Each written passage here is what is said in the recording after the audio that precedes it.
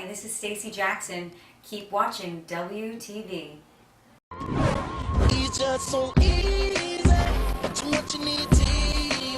How come you're always trying to control me? Pointing fingers, I'm really sick of you. Get out my face now, don't tell me what to do. Hi, I'm Elisabeth Shahlavi and you are watching WTV. Today I'm joined by Stacey Jackson, Yummy Mummy by day, dance music artist by night. Hi Stacey, welcome to my life. Well, hi, thanks. It's great to be here. Tell us about your journey, about how you got here and what happened. It started when I did a covers album for a charity called Music for Youth, and it was a Motown covers album a few years ago back in the UK. I live in London, and what happened was one of the songs from the album got remixed, and fast forward, and there's Stacey Jackson sitting between Lady Gaga and the Scissor Sisters on the club charts in the UK. So I started to get calls from producers and DJs going, you know, your vocal suits this genre of music. Would you like to write an album? I have a whole album, and then I had this one song called Live It Up, which I wrote because I had a dream about my father who had passed away during the first album. And it was a very vivid, very scary dream because it was so real. He was basically in my dream saying, Stacey, this is what you've always wanted to do. You've always wanted to be a pop singer since I was a kid, which is true. And this is what you've always wanted to do. You have to go and give it a shot and live your dream. And like, it was so real that I woke up the next morning, actually wrote the lyrics based on the dream that I had. Song with the first album, like, it was a cover. And so my manager said, no, Stacey, you're in a different place now. We should go for someone like Snoop Dogg. I mean, I was looking at him like he was smoking something himself, you know?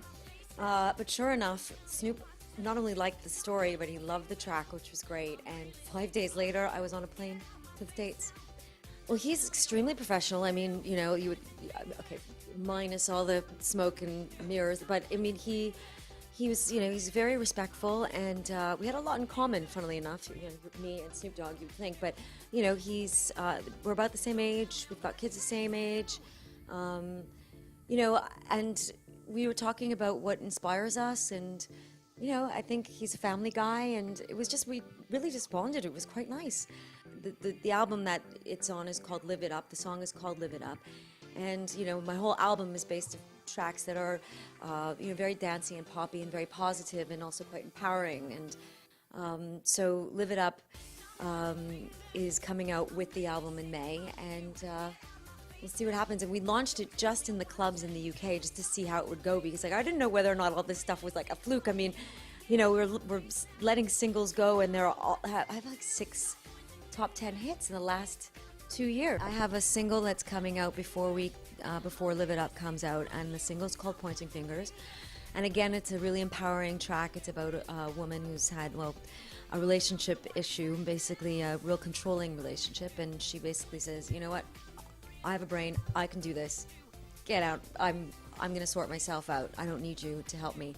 And I think, like I said, a lot of the songs on the album are of that ilk, and there's a lot of, you know, women empowerment, and it's a very inspirational, upbeat album. I view the fact that I am older and I have kids as an advantage. I've lived through the 70s, the 80s, the 90s, the noughties. I've been through it. I've been through all the genres of music. I'm feeling that I can pull from all these different kinds of elements for me to write the songs. In terms of tunes, I could be walking on a beach or down the road and something will pop into my head, and, you know, I just sing it into my phone, just the melody. And then sometimes lyrics come as easy as writing it on a napkin on an airplane, and sometimes it's, you know, I want to write about something it's a bit more emotional. I mean, there's some songs I've wrote about, like incidents with my kids, and I write about my husband. I write about a relationship I had with working relationship I had, and it just depends. And I feel that, like, because I am older, I get to, you know, I use that to my advantage. In terms of musically, I mean, like I said, I grew up with all genres of music, and you know, if I had a dinner party tomorrow night, this is my favorite line because it's so true. I'd probably have, you know, like Tommy Lee from Motley Crue and Diana Ross, you know, and like it's just very eclectic. So, but in terms of the lyrics, and I mean, definitely it would be something, is, you know, would be my family first, and, you know, how I pull on those emotions. And you know, just experiences that have happened to me throughout my life. Something about singing is you can always do it wherever you go. I worked in television for 10 years as a PR. And then, you know, marriage, kids, it was like you had to start choosing. The thing about what I do with being an artist is that, like, I can do it when the kids are in school. I can write or I can record. I can perform when they're in bed at night. Like, it's easier to compartmentalize doing that, and you can not do it at all for months at a go.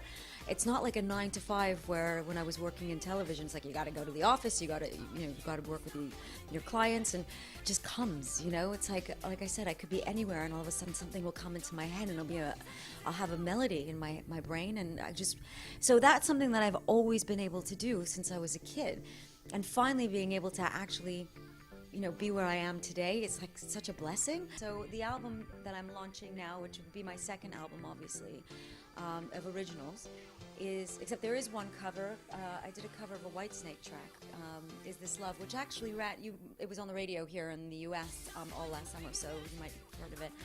We're going to be doing in LA and New York and London a big push for charity for breast cancer. Charities of America. So when I launch the album here in May, it's going to be for that. I like to always have my foot in the door with charity. I love helping people if I can, wherever I can. Well, you are definitely like Superwoman with everything that's going on with you right now, really. So I wish you the best of luck with it all. Here, pointing fingers, the album, Live It Up, which is May.